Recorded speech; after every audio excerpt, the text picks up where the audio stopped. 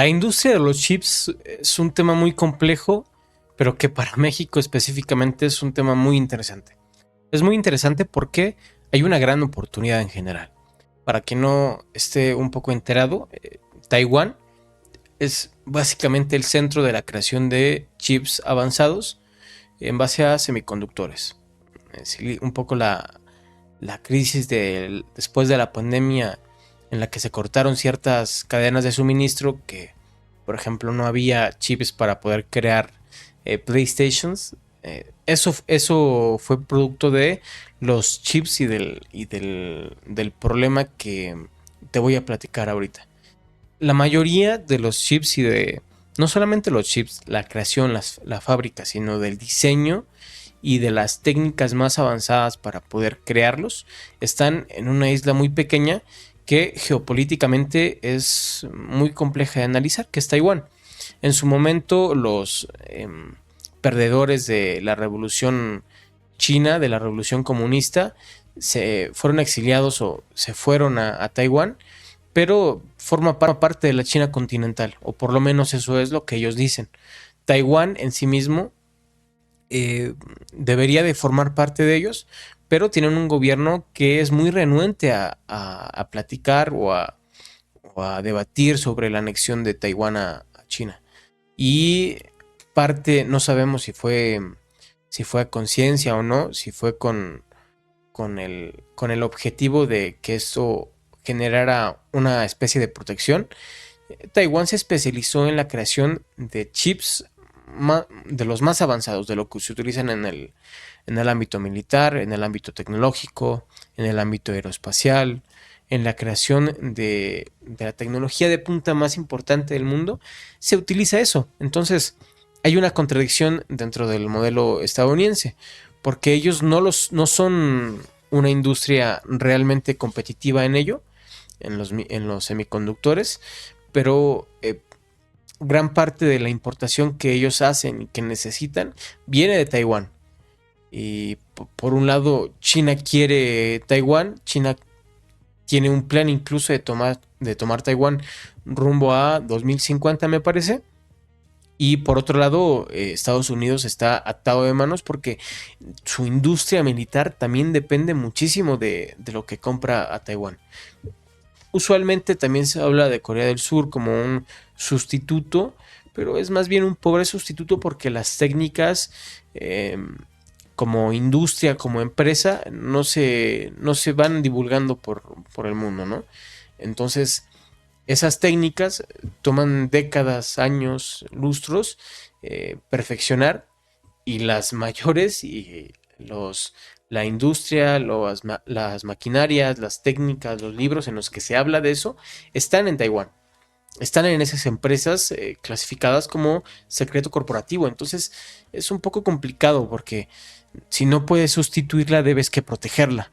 Pero proteger a una isla que es tan pequeña, tan, no diría insignificante, pero sí tan relativamente pequeña respecto a China continental, es es absurdo, ¿no? Más en el contexto en el que Estados Unidos no puede mantener otra guerra, no quiere una guerra confrontativa con China, y que si llega a explotar simplemente el conflicto, el principal afectado sería Estados Unidos, porque aunque también China importa de, por ejemplo, Nvidia, que es una de las principales empresas que hace esos chips, pues está al lado. Puede hacer un bloqueo comercial como lo ha hecho Estados Unidos con Cuba, y nadie a nivel militar puede hacer nada. Ni siquiera Estados Unidos, a pesar de que tenga la principal marina del mundo, porque es muy lejos, está muy lejos. La cantidad de recursos que se gastaría Estados Unidos de solo intentar protegerla es sería poco rentable, no tendría sentido. Entonces, México, en este contexto en el que eh, Taiwán parece cada vez más chino y Estados Unidos necesita un sustituto, México debe que ver la oportunidad de invertir en eso.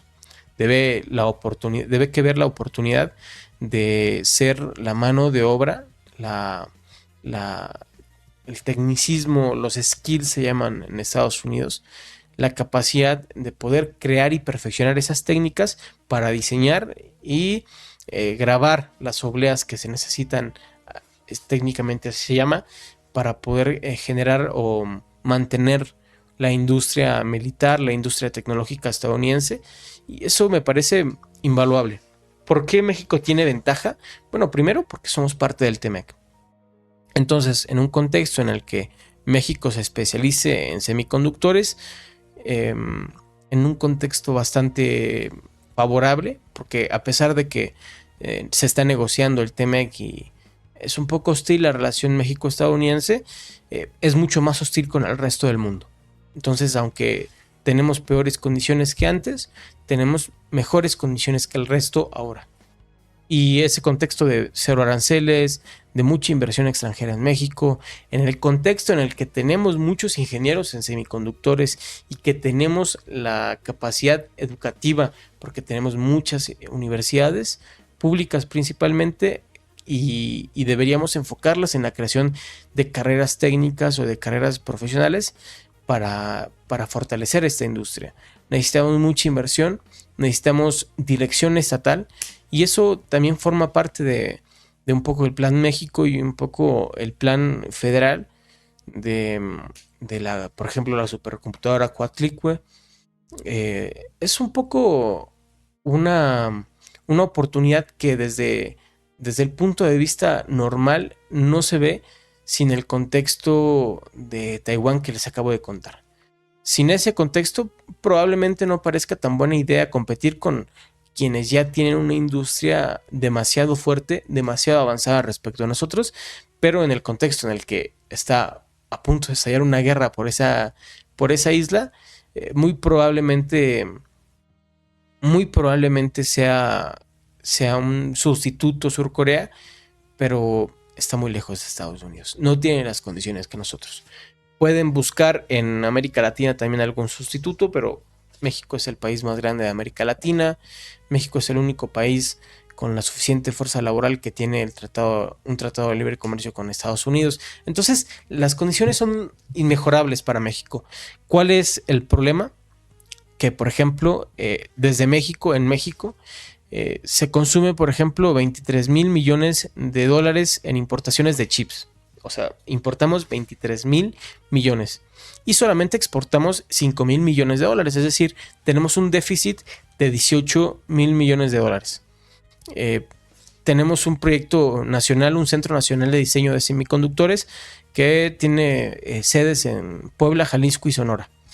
Pero, o sea, estos centros se especializan en diseño, validación, reclutamiento de talento y propiedad intelectual de estos semiconductores, pero no tenemos la suficiente inversión, no tenemos la suficiente importancia dentro del plan nacional, ¿no? ¿Cuál es sí una ruta estratégica de México respecto a este tema? Ir por paso. Por ejemplo, para 2030, trazar un plan para consolidar diseños, enfocarnos primero en diseño. Los diseños son complejos. No me voy a meter a temas técnicos porque tampoco soy experto, pero la mayor cantidad de problemas dentro de esta cadena de producción es en el diseño. Después también las técnicas son complicadas, pero el diseño es lo primero.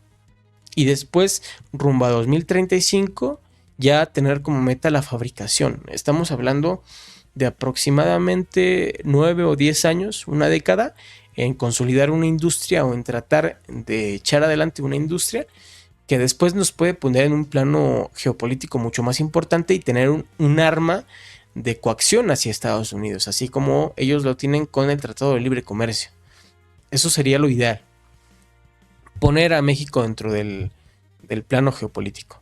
Una industria ¿quiénes ocupan los chips? Bueno, industria automotriz, electrónica y electrodomésticos, también la aeroespacial, la militar, que es la más importante, y al último, o sea, en fin de los objetivos de un estado, la militar es la última y la primera, lo único que importa dentro del plano geopolítico. Entonces, entender un poco también la importancia de los misiles, de de los lanzacohetes, de los helicópteros, de los cazas, todo eso que se necesita para poder construir una industria militar avanzada, forma parte del contexto de los semiconductores, de la plática de, este, de esta inversión o de esta nueva meta que creo que debería de ser.